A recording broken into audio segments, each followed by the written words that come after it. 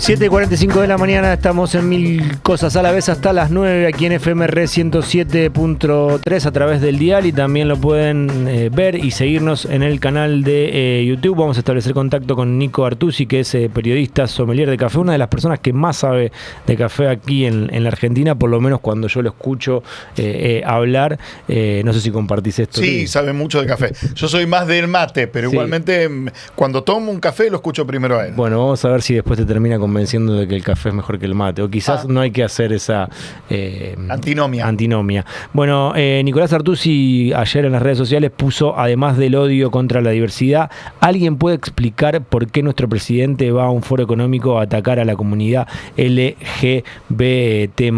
Y por eso también queríamos charlar un poquito con él. Nicolás, ¿cómo va? Lautaro te saluda, gracias por atendernos.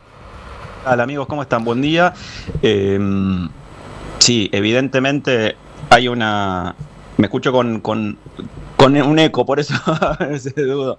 Pero a ver si lo puedo corregir. Evidentemente hay una explicación, ¿no? Porque a partir de la publicación de ese mensaje en X tuve muchas réplicas y muchas respuestas, lo cual permite suponer, o por lo menos me permite suponer a mí, que esa pregunta al menos era para algunos retórica.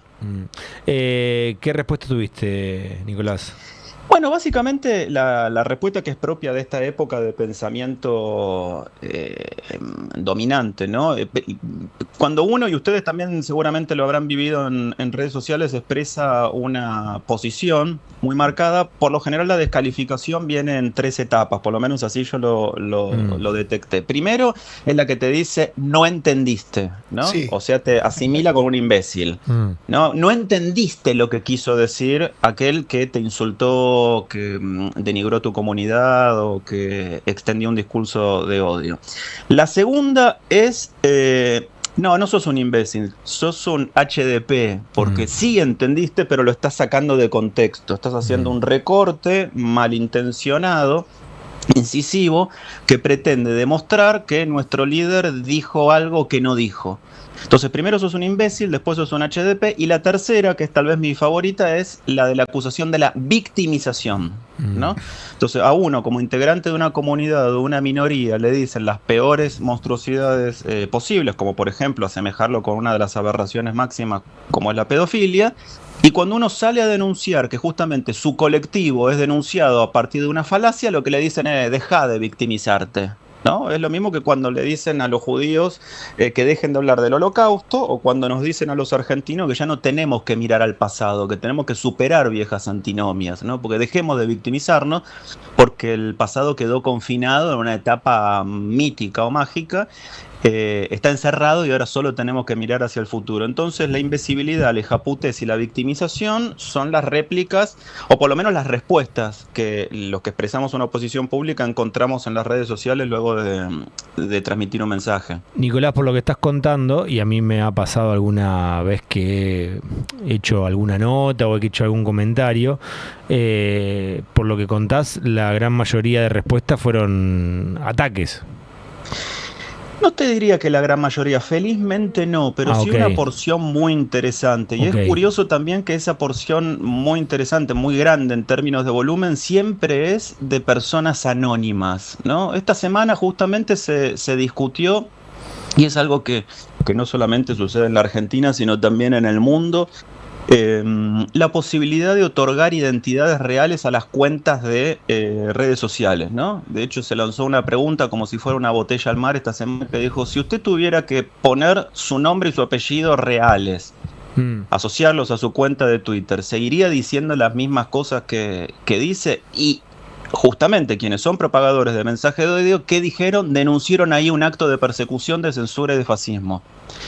Y es una de las herramientas y de los recursos básicos históricos del fascismo, ¿no? O de los pensamientos dominantes y hegemónicos, que son, una vez más, acusar al otro de las acciones propias. Todo este momento global que estamos viviendo supone una gran involución, me parece. Cuando nosotros pensamos que en algunos estados, sobre todo, por supuesto, gobernados por ultraconservadores de los Estados Unidos, primero se derogó en algunos estados la posibilidad de acceder a la interrupción del embarazo, legal, segura y gratuita, al aborto. Después de eso, ¿qué viene? Lo que se está discutiendo hoy en la Argentina, eliminar los cupos para minorías, para personas con discapacidades o para personas trans. Después de eso, ¿qué viene? Eliminar el matrimonio igualitario. Y después de eso, ¿qué viene? Aborto. Eliminar el matrimonio interracial. Sí, también. Claro. Cosa que en los Estados Unidos existe desde hace solo 50 años. Nicolás, justo también me vino a la mente cuando contabas esto de la encuesta, lo que pidió Pedro Sánchez en el foro de Davos, que justamente es eso, que se termine con la falta de identidad, que se ponga nombre y apellido, que se pongan caras, que se ponga a la persona al frente de la que manifiesta todo lo que dice en redes sociales, y de hecho el presidente le contesta, no me extraña un socialista que solamente quiere escuchar las voces que él quiere. Uh-huh. Es que ese es parte del momento histórico que estamos viviendo, que es tan singular, ¿no? Las personas que tenemos una mínima exposición pública por trabajar en medios de comunicación o por tener una voz en ciertos ámbitos, nos jugamos nuestra identidad, nuestra credibilidad, incluso a veces hasta nuestra seguridad física, porque es absolutamente posible y accesible averiguar dónde vive uno en solo un minuto, poniendo el nombre de esa persona en el buscador. Y entonces nos encontramos en un momento de disyuntiva histórica, ¿no? Porque siempre digo puntualmente con lo que pasó ayer en el foro de Davos, que es un error hablar de homofobia, porque no es una fobia, ¿no? Es odio. Yo soy muy insistente en eso, en transmitir la idea del homo-odio, que es un concepto relativamente nuevo en la larguísima historia de la civilización humana, que empezó hace 500, 600 años, ¿no? En la Edad Media, fogoneado por los pensamientos hegemónicos de la Inquisición. Entonces, ahora con otro signo, por supuesto, y con otro contexto, volvemos a vivir tiempos propios de la Inquisición ideológica, pero ahora tamizados, exacerbados por estas herramientas tecnológicas que permiten que esa imbecilidad que a lo mejor alguno o pensaba o discutía en la mesa de un bar tenga proyección mundial, global, no porque la palabra de uno valga tanto, sino por la trascendencia que tiene en pos de estas herramientas, ¿no? Nico, buen día. Entonces, suscribo eso. Sí, Luisito. ¿Cómo va? Buen día. Yo me ponía a pensar varias cosas por lo que estás diciendo. Por un lado, el universo de las redes, por lo pronto en nuestro país, en cuanto a Twitter, es un universo de 1,5 millones de personas, que como vos bien decís, se amplifica porque los medios tradicionales toman esto como parte de un discurso político, el discurso del propio mandatario. Y lo que también me preocupa es cómo desgrana el discurso de un mandatario en el entramado social. Digo porque en España la acción de Vox, por ejemplo, respecto de las disidencias sexuales, determinó en algunos distritos la agresión hacia personas gays. Entonces, a mí me preocupa todo ese entramado donde como sociedad, en vez de entendernos y abrazarnos, empezamos por la acción de habla, así llaman los lingüistas, de un mandatario, a resquebrajarse creyendo que uno en ese pequeño islote aislado, sin pensar que luego va a ser atacado por el mismo, que luego dice protegerte, se va a salvar. Es un entramado muy finito esta historia de aquellos que adhieren por un discurso contrarrevolucionario, por sentirse un poquito más machos, por gritar más fuerte. El día de mañana también pueden ser atacados por el mismo Milei, que hoy aparentemente dice defenderlos. Pero es como vos decís, es cierto que Twitter y las redes sociales son un micromundo, generalmente alejadas de la preocupación del hombre y la mujer de a pie. El hombre, la mujer y todas las personas que se perciban como se perciban de a pie, pero también hay que tener en cuenta que un artefacto de comunicación antiguo como el diario en papel, que aún así todavía tiene su influencia dentro del discurso social, porque la tapa de un diario sigue siendo algo poderoso. Hoy ninguno de los diarios en papel de la Argentina, me levanté muy temprano y revisé todos, elude este tema, ¿no? Pero tampoco hubo resistencia política, y voy a decir que me dio muchísima pena referentes que yo valoro mucho, piense o no como ellos, que no aparecieron. Digo, uno puede hablar de un Lustó, de un Maxi Ferraro, de un Daniel Lipovetsky, contados las personas que salieron de frente, sí, ¿no? sin alusiones, sin rodeos, de frente a poner la cara y a decir, esto es violencia, esto debe ser de Esteban Paulón también. Pero de verdad yo no vi un mensaje de Cristina, yo no vi un mensaje de Kicillof. No solamente con esto que decís, Luis, sino también con el del otro día de los vamos a ir a buscar a cada rincón. También. Ahí faltó un poquito de réplica. ¿Y qué hacemos entonces los que nos identificamos como gays y como zurdos? Estamos doblemente demonizados, ¿no? Claro. Lo que pasa es que estos discursos de odio se valen justamente de la magnificación, ¿no? Es una estrategia política muy antigua porque, digamos, el populismo como concepto aquí en los últimos años está erróneamente vinculado a una sola expresión política, pero la definición técnica del populismo es la de un líder que se plantea en contra de las instituciones, le hace la casta para defender a la persona de a pie de lo que se consideran injusticias que el sistema tiene sobre esas personas que los oprimen. El discurso de ayer fue típicamente populista, ¿no? Fue denunciar que hay un montón de corporaciones, como si la sexualidad de uno o la identidad de género de uno integrara una agenda o una corporación que oprimen a la persona común, extendiendo justamente el concepto de normalidad. ¿Cuánto poder tiene una minoría? Lo cual es espantoso. ¿Cuánto poder tenemos una minoría para oprimir a un conjunto? Y por otro lado, también es horroroso cuando habla de, vuelvo a decir, la emplee quien la emplee, del partido que sea, cuando se usa la palabra cáncer para hablar de un conglomerado o una idea. O una enfermedad. Porque también, si ya no quieren ser linkeados con ningún pensamiento fascista, los nazis lo que hacían era hablar de un germen respecto de la población judía. Sí, y aparte es también un recurso retórico viejo como el mundo, que es tomar el caso por el todo, ¿no? Cuando ayer el presidente Milei, nuestro presidente, porque yo en el tuit ese puse nuestro presidente, incluso algunos me dijeron, ¿cómo reconoces a Milei como tu presidente? Es mi presidente. Es nuestro presidente, por eso vuelve más grave todavía sus acciones, porque a mí no me pasa como le pasa a Susana Jiménez, que por tener un presidente que no me gusta me da vergüenza decir que soy argentino. No. Bueno, y Susana dice que ahora se ha aplaudido. También se aplauden los niños perdidos en la playa. Me parece que hay cosas que no entendió. Pero cuando ayer el presidente toma un caso por el todo, el caso de este matrimonio de hombres que fueron condenados por abuso en los Estados Unidos, está haciendo algo que se hace históricamente contra las minorías y que antes se hizo contra los judíos, contra los negros, contra los gitanos, contra los polacos, contra todos los pueblos que hayan sido oprimidos en el mundo, que es el recurso literario del sinécdoque, ¿no? De tomar un caso y ese caso pretender que represente el todo o que represente el mundo. Ayer el presidente muy astutamente no habló del caso de la mujer francesa que fue sodomizada por su marido y por decenas de amigos en un pueblo francés, ¿no? Sino que eligió un caso puntual con la intención de adjudicar esa monstruosidad de un individuo a todo un grupo, a toda una comunidad. Y esa es justamente la manera de desparramar el odio. Y también de mantenernos ocupados. Yo la verdad que no soy de los que creen, este tema no hay que discutirlo porque creo que nos están distrayendo de cosas peores. No, yo creo que hay que discutir y las cosas peores.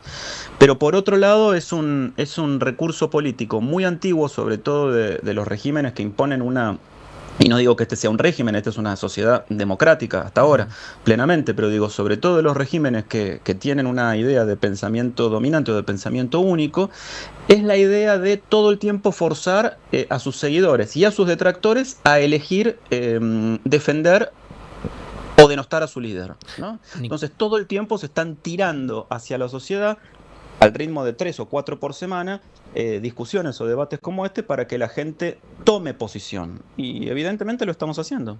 Nicolás, ahí cuando te escuchaba, se me venía a la mente algunas defensas que se le han hecho a Javier Milei de parte de su entorno, y te decían, no es una generalización, no es que con un caso se habla de todos. Lo que dijo Milei es que la fomentación de la ideología de género al extremo lleva a la pedofilia. Y después está la interpretación de Franco, es que no quiso, no es que dijo eso que se entendió, sino que lo que dijo es que no hay que promoverla desde el Estado. primera justificación es aberrante en el sentido de tomar un ejemplo negativo, porque el presidente también podría haber hablado de Mariela Muñoz, por mencionar un caso cercano, ¿no? Una mujer trans en la Argentina que crió a 20 y pico de pibes. O, como decía Luis hace un rato, al 99% de las familias donde se producen abusos que son heteroparentales. Y por otro lado, lo que dijo Franco ayer también encierra una monstruosidad, que es: ustedes pueden ser lo que quieran, pero dentro de las 4 paredes de su casa. Al closet. O en la intimidad. Al closet, exacto, adentro. Al closet o en la intimidad de su habitación. Lo cual, y esta conversación empezaba diciendo que supone este tiempo que estamos viendo una involución, es un tipo de discurso propio de los tiempos anteriores a la Segunda Guerra Mundial. Es un discurso que hace 80 años ha sido superado, primero por la academia, por la sociología y después por las costumbres. Y sumo algo más, Nico, la sexualización permanente y sistemática de los vínculos homosexuales, como si las personas homosexuales no pudiésemos y no tenemos, como realmente es, vínculos sociales, vínculos amorosos, vínculos de pareja y vínculos familiares. Aparentemente su miopía hace que restrinja cualquier posibilidad del vínculo homosexual a un vínculo únicamente de cuarto, un vínculo de cama, un vínculo sexual. Y verdaderamente también esto es un retroceso muy alto en la cosmovisión que se tenía respecto de familias homoparentales, ¿no? Sí, es muy cierto lo que vos decís. Una de las cosas que me ponen en Twitter o que me recuerdan en Twitter es que se lleva a los niños y a las niñas a las marchas del orgullo para exponerlas a la visión de personas desnudas, cosa que... Al respeto por la diversidad. En la fantasía de los que dicen eso y llevando años, ¿no?, de asistente a la marcha del orgullo todos los noviembre, nunca he visto. Pero se insiste sobre tropos que, como vos decís, están ligados a los conceptos básicos del homo-odio, ¿no? Que es la hipersexualización, la idea de la caza con Z, sí, ¿no? De que las personas homosexuales estamos continuamente en situación de deseo, acoso o amenaza hacia los puros, hacia los buenos, esa idea de que somos depredadores, de que nos escondemos detrás de los árboles esperando que pase cualquier sujeto de nuestro deseo para ser atacado, para que sea atacado, y forma parte, bueno, de antiguas fantasías a partir de las cuales las mayorías han repetido discursos que oprimen a minorías. Insisto, cambiando los adjetivos, pero se ha dicho lo mismo de las minorías religiosas, ¿no? De los judíos o ahora de los musulmanes, islámicos, ¿no? Claro. Y donde se hace exactamente el mismo caso de sinécdoque que decía antes, que es tomar el caso por el todo, y entonces interpretar a toda una religión que tiene más de 1.000 millones de fieles en el mundo como terrorista, por ejemplo. Entonces es el argumento del fascismo para reproducir pensamientos que aparte son muy cortos, muy efectivos, que tienen el valor de un eslogan y que se usan con los mismos recursos con los que las agencias de publicidad nos instalan los lemas de una marca, ¿no? Son fáciles de recordar, fáciles de repetir y sobre todo muy difíciles de discutir o de rebatir porque tienen el poder de un eslogan. Nicolás, muchísimas gracias por el tiempo y por tu contacto. Muchas gracias, les mando un abrazo y los sigo escuchando. Muchas gracias. Pasaba Nicolás Artusi, es periodista y ayer se había manifestado en las redes sociales, nos parecía muy interesante lo que había dicho. Me quedo también con esto de no es homofobia, es homo-odio. Sí, ese es un concepto súper interesante. Y ya seguimos con más Mil Cosas a la Vez hasta las 9 de la mañana aquí en FMR 107.3. Re 107.3. Llega febrero. Llega la charla.